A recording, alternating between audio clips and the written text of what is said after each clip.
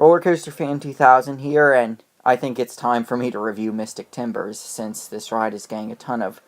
positive buzz with that 10 out of 10 that Coaster Studios gave it. Now,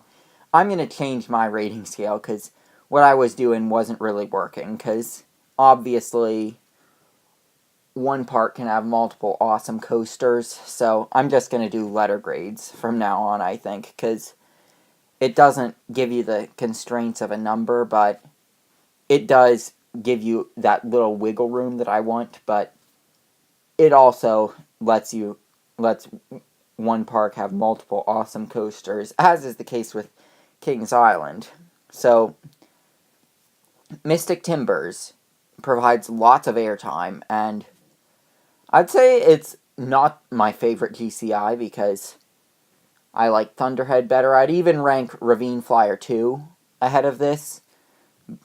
which I know I'm ranking it lower than most people, but the reason for that is that I got kind of a sluggish ride in the morning, and it picked up as the day was going on, so I can see why it's getting all the positive buzz, but I think that with that 1 week ride I had, I just feel obligated to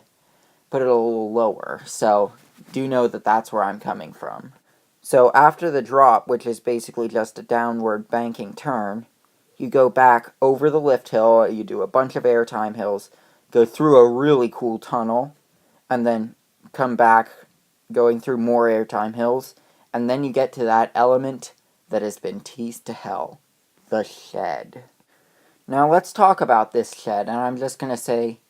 if for some reason you're still one of these people that hasn't ridden Mystic Timbers and has avoided spoilers for what's in the shed, spoiler alert. I'm going to be talking in heavy detail what's in there, and I'm going to say I absolutely hated the shed. Basically, you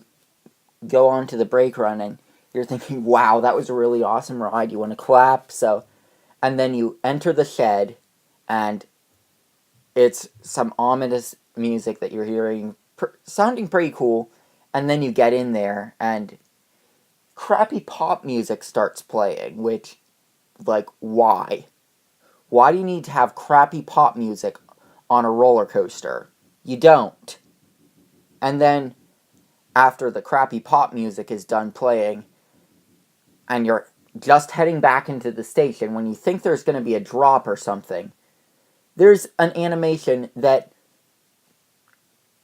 twice, and I rode this 5 times, 2 of the times I rode it, it was not in sync with the ride. The animation was not in sync with the ride, and this is brand new. That's not good. So, yeah, if you can tell, I did not like the shed. I personally think it would be better just to sit on a brake run, honestly, than have an animation that doesn't even work. I mean, if you're gonna put the effort in to have it, make it work, and also, don't tease it like it's a drop track or an element or something that's in there. Just don't, okay? So despite my negativity regarding the shed, and thinking this ride might be a little bit overrated, I do think it's still an awesome ride, and being right next to Diamondback, this is, well, before RMC Mean Streak is complete, and that being right next to Maverick being a 1-2 punch, I think this and Diamondback might be one of the best 1-2 punches out there for awesome rides right next to each other, and in fact, I feel it's so awesome, I'm going to give it an A. And yes, an A+ would be the highest.